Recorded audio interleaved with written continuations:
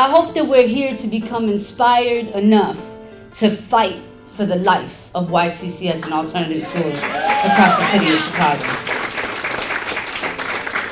You know, some of you all know my journey, know my story. I grew up in Cabrini, made a mistake when I was a teenager, was incarcerated, served time in prison, got educated in prison, came home, got involved, and got a pardon from the governor.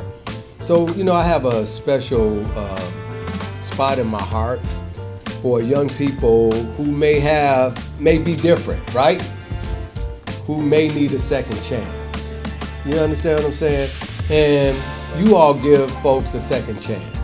I 1,000% support the work that you all are doing.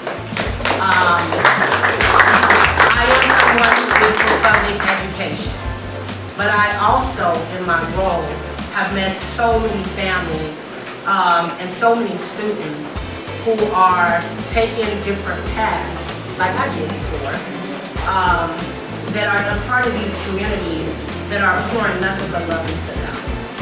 And what I found with ASA and YCCS was that someone that cared more about than just meeting what they needed to meet, but meeting the needs of all of the children and the students that they work with. I grew up in a household with a mother that suffered from drug addiction and a father that spent an overwhelming majority of my life sort of in and out of prison. I'm one of 6 siblings, all of us very different, but all of us having to grow up faster than what we needed to. And when I'm in those classrooms and when I'm at those graduations, I'm looking at those young people and I'm seeing myself. Oftentimes I didn't feel like I belonged, and while also facing trauma and not having anyone to like really focus in on what was going on with me or understand what I was going through, I felt that here at CCA. A lot of those kids were navigating through the child welfare system just like I was. And so when you have people who are literally tailoring to their needs and they understand them and they're giving them options to where they can focus, where they can graduate, where they can continue their education, I'm gonna always support that no matter what. When I came over here to ASA, which is across the street from here, I found Dr. Simpson and her team working with young people, people that everybody else pretty much had written off or had discarded. And it was a touching point where what I saw with teachers and administration trying to help not just the educational process, but the process of life, which is something that we all will have to deal with as you leave school. And what I found with ASA and YCCS was that someone that cared more about than just meeting what they needed to meet, but meeting the needs of all of the children and the students that they work with. A small school on Division Street in between the largest Puerto Rican steel flags developed the older person of the 26th ward, y'all. That is what we are talking about.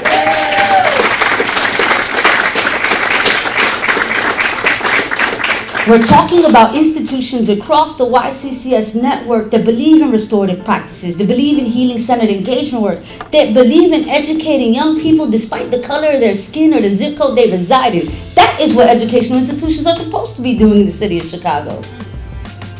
If I would have had the love and the appreciation and the people embracing me like you all embrace the young people, I probably wouldn't have went to jail. Here in the communities I serve in the East and West Garfield, Park, Austin, and North Lawndale, that something isn't quite right with our young people in the educational process, and we have to figure out ways in which to reach folks and operate with them where they are. Many of our young people are thinking of different alternatives, thinking of different things and how education should be delivered. I just want to make sure that the people who are in front of the classroom are doing what they're supposed to be doing, and that these young people feel like they belong there. They feel like they're getting something out of the learning experience. And so that's why I showed up here today. When I found out about this meeting, I stopped what I was going to get over here because I wanted it to go on record that I support the work that you all are doing. I do still support public education, but I also support the alternative, and I also support the charters that are in my district. And those families deserve.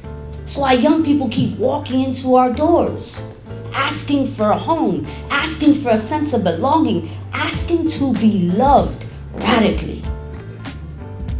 That is what YCCS has been offering young people across the city. Not just a second chance or a third, but a lifeline, a sense of purpose, an opportunity to belong and lead, to be the agents of change that we know young people can be in our communities. Some folks need different mentors to mentor them. You all give the CPS students an alternative. You know, you're taking all of the students that most of the schools kick out. And if you don't take them, then where would they be? And so not only is YCCS important, but all of the programming and sort of resources that Alternative Schools Network provides for our young people, that marriage, that relationship, that sort of collaboration and collective will is what allowed me to be here today. This is not a want. This is a need.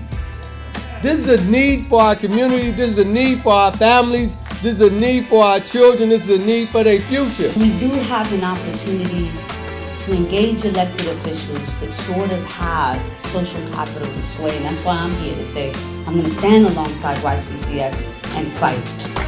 Vice Mayor Walter Burnett will close us out today and say he's going to stand with you all and fight.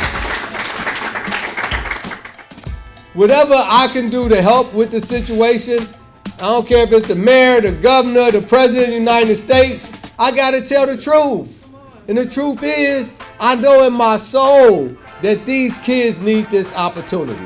I've done lived it, I understand it, I have relatives that's involved with it, and if it wasn't for places like yours, those folks wouldn't have an opportunity to get their lives back on track. So thank you for what you do. Thank you very much.